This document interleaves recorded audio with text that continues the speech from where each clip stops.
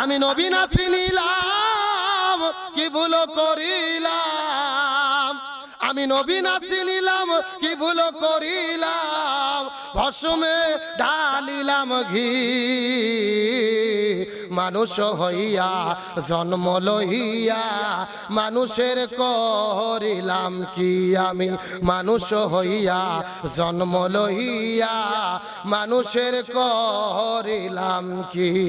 আসসালামু আলাইকুম ইসলাম দরদি ভাই ও বোনেরা, দেশ এবং দেশের বাইরে থেকে যারা আমার এই ghost SAR Islamic YouTube channel দেখছেন তাদেরকে জানাই আমার আন্তরিক প্রীতি ও শুভেচ্ছা, ভালোবাসা ও সালাম। তো আজকে যে হুজুরকে নিয়ে এসেছি সে হুজুর হচ্ছে গোলাম রাব্বানী হুজুর। গোলাম রাব্বানী হুজুর সত্যি এমন একজন হুজুর যা যুক্তিবাদী এবং সমাজের যে সমস্ত কর্মকলাপগুলো ঘটে তা বাস্তবের, তা আমাদের মিল খেয়ে যায়। সেই সমস্ত সামাজিক যে জিনিসগুলো বেশি নোংরা, মানে আমাদের সমাজকে যে জিনিসগুলো বেশি প্রচারিত এবং আমাদের সমাজকে যে সমস্ত জিনিস আমাদের সমাজকে মানে কলুষিত করছে বা আমাদের সমাজকে ধ্বংসের দিকে নিয়ে যাচ্ছে যে সমস্ত জিনিস, সেই সমস্ত জিনিসগুলোকে কিন্তু গোলাম রাব্বানী হুজুর তুলে ধরেন এবং তিনার বক্তব্য এত সুন্দর, মানে যা বলা যায় না। তো চলুন আমরা গোলাম রাব্বানী হুজুরের মুখ থেকে তার সুন্দর বয়ান শুনবো। তোমাকে ডিভোর্স দিয়েছে, তালাক দিয়েছে, আল্লাহ তাআলা প্রমাণ করলো ওমা আরাদা আন যিকরি ফাইন্না লাহু মাঈশাতান দনকা। যারা কোরআনের বিরুদ্ধে দাঁড়ায়, মাজলুমদের বিরুদ্ধে দাঁড়ায়, এরা কোটি টাকা অর্জন করে লাভ হবে না, এদের পরিবারে আল্লাহ কোনো শান্তি রাখবে না। আজকে অন্যায় পথে চলতেছেন, ভাই বইয়ের ক্যান্সার হবে, না হলে ছেলের ক্যান্সার হবে, না হলে আপনার মেয়ে চারটে প্রেম করে ছেঁকা খেয়ে সুইসাইড করে মরবে। আল্লাহর কোরআনের ওয়াদা অন্যায় যারা করে এদের কোনো শান্তি থাকে না। একটা কথা সুস্পষ্ট, ইমাম হোসাইনের কথা পরিষ্কার করে বলি, আজকে আমার দেশে আমার সমাজে যারা মার খাচ্ছে, জীবন দিচ্ছে, শহীদ হচ্ছে, এরাই ইমাম হোসাইনের উত্তরসূরি। আর যারা জুলুম করতেছে এরাই এজিদের উত্তরসূরি। এখন আপনাদেরকে সিদ্ধান্ত নিতে হবে, আপনারা কি ইমাম হোসাইনের পক্ষে থাকবেন নাকি এজিদের পক্ষে থাকবেন, এই সিদ্ধান্ত আপনাদের। ইমানদারদের পক্ষে কে সাহায্য করে? এই আবু সাইদ ভাইকে শহীদ করা হয়েছে, একে কেউ চিনত না, আজকে তামাম পৃথিবী চেনে। রংপুরে একটা রাস্তার নাম করা হয়েছে আবু সাইদ চত্বর, আলহামদুলিল্লাহ কর। এমনকি রোকেয়া বিশ্ববিদ্যালয়ের গেটের নাম করা হয়েছে আবু সাইদ গেট। তার মানে বোঝা যাচ্ছে যে দিনের জন্য হকের পক্ষে থেকে জীবন দেয় তার সম্মানকে কে বৃদ্ধি করে? আল্লাহর কোরআন বলেছে ওয়ালা তাকুলু লিমান ইউকতালু ফি সাবিলিল্লাহি আমওয়াত বাল আহইয়াউ ওয়ালাকিন লা তাশউরুন। যারা দ্বীনের জন্য, হকের জন্য, সত্য পথে থাকে জীবন দেয়, এদেরকে তোমরা মৃত বলো না, বরং এরা জীবিত। এই যে আল্লাহর প্রমাণ কেমনে জীবিত হলো? ও শহীদ হয়েছে কিন্তু ওর নাম রাস্তায় রাস্তায় লেখা, চত্বর এলাকা। আমি বিশ্বাস করি সময় যদি পরিবর্তন হয়, রোকেয়া বিশ্ববিদ্যালয়ের নাম রোকেয়া থাকবে না। আল্লাহর রহমতে সময়ের পরিবর্তন হলে রোকেয়া বিশ্ববিদ্যালয়ের নাম আবু সাইদ বিশ্ববিদ্যালয় হবে ইনশাআল্লাহ। যুগে যুগে ইমানদারদেরকে সম্মানিত করেছে আল্লাহ। আমাদের ইমানের পক্ষে থাকার তৌফিক দিক, বলেন আমিন। তাহলে হযরত ইব্রাহিম আলাইহিস সালামের জন্য অগ্নিকুণ্ড কারবালা, আর মুসা নবীর জন্য লোহিত সাগর কারবালা, ইউসুফ নবীর জন্য জেলখানা কারবালা। আমার প্রিয় বন্ধুগণ, মুসলমান ভাইরা গভীর মনোযোগ। আমি আপনাদের আর বেশি কথা বলবো না, একটা মেসেজ আপনাদেরকে দেওয়ার পরে বিদায় নিয়ে চলে যাওয়ার চেষ্টা করব। কথাগুলো সুন্দর করে বোঝার চেষ্টা করবেন।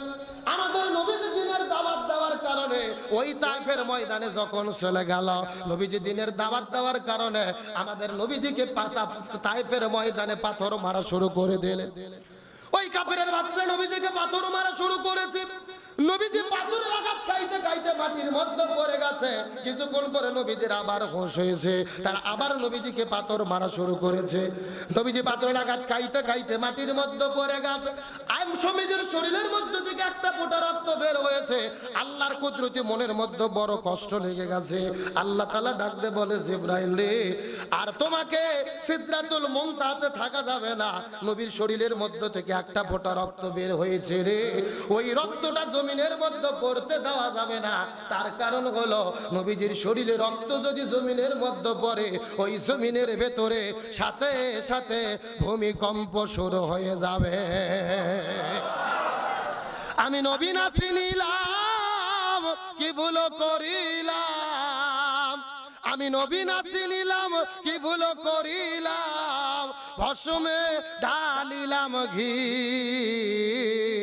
মানুষ হইয়া জন্ম লইয়া মানুষের করিলাম কি আমি মানুষ হইয়া জন্ম লইয়া মানুষের করিলাম কি সবাই দরুদ শরীফ পড়েন আল্লাহুম্মা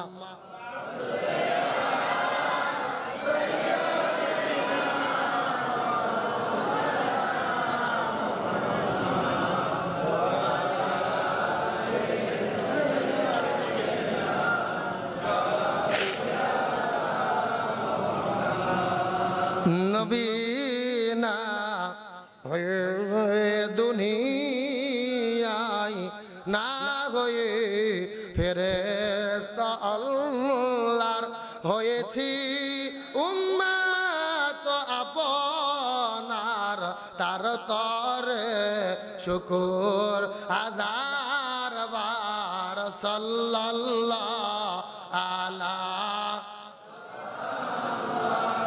সাল্লাল্লাহু আলাইহি ওয়াসাল্লাম সাল্লাল্লাহু আলা মুহাম্মদ সাল্লাল্লাহু আমার প্রিয় বন্ধুগণ মুসলমান ভাইরা গভীর মনোযোগ আল্লাহ তাআলা জিবরাইলকে ডাক দিয়ে বলে নবীর শরীরের মধ্য থেকে একটা ফোঁটা রক্ত বের হয়েছে ওই রক্তটা জমিনের মধ্যে পড়তে দেওয়া যাবে না রে নবীজির শরীরে রক্ত যদি জমিনের মধ্যে পড়ে যায় ওই জমিনের মধ্যে সঙ্গে সঙ্গে ভূমিকম্প শুরু হবে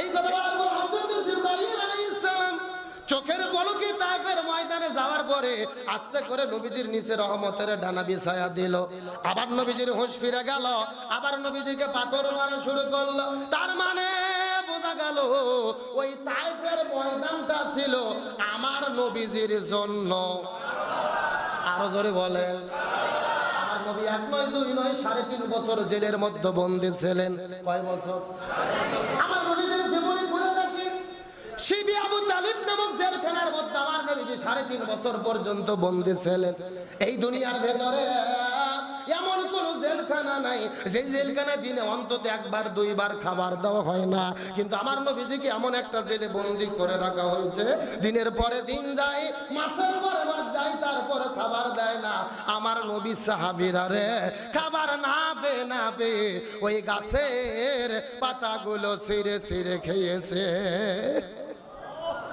আমার বন্ধুগণ মুসলমান ভাইরা গভীর মনোযোগ তাহলে চিৎকার করে বলেন তো দেখি আমার নবীজিকে 3.5 বছর পর্যন্ত জেলের মধ্যে বন্দী করে রাখলো আমার নবীজি কি চোর ছিল ডাকাত ছিল নারী ধর্ষণ করেছিল তাহলে কেন নবীজিকে জেলের মধ্যে বন্দী করে রাখা হলো কালেমার দাওয়াত দেওয়ার কারণে হক কথা বলার কারণে দিন প্রতিষ্ঠার কথা বলার কারণে আমার নবীজি 3.5 বছর জেলে বন্দী ছিল আর এখান থেকে বোঝা গেল এই বাংলার জমিনে আপনি যদি ইমানদার মুসলমান দাবি করেন হকের পক্ষে থাকেন কোরআনের কথা বলেন ইমানের কথা বলেন আর জমিনে দিন প্রতিষ্ঠার কথা বলেন আমাদের নবীর মতো মাঝে মধ্যে আপনাদের কেউ জেলে যাওয়া লাগতে পারে হ্যাঁ বন্ধুরা আজকের ভিডিও কিন্তু এই পর্যন্ত এরপরে কিন্তু আবার আমরা নতুন কোনো একটা ভিডিও নিয়ে উপস্থিত হবো তাই বন্ধুরা আমার এই চ্যানেলটাকে যারা সাবস্ক্রাইব করবেন তারা কিন্তু প্লিজ দয়া করে সাবস্ক্রাইব করে নিও।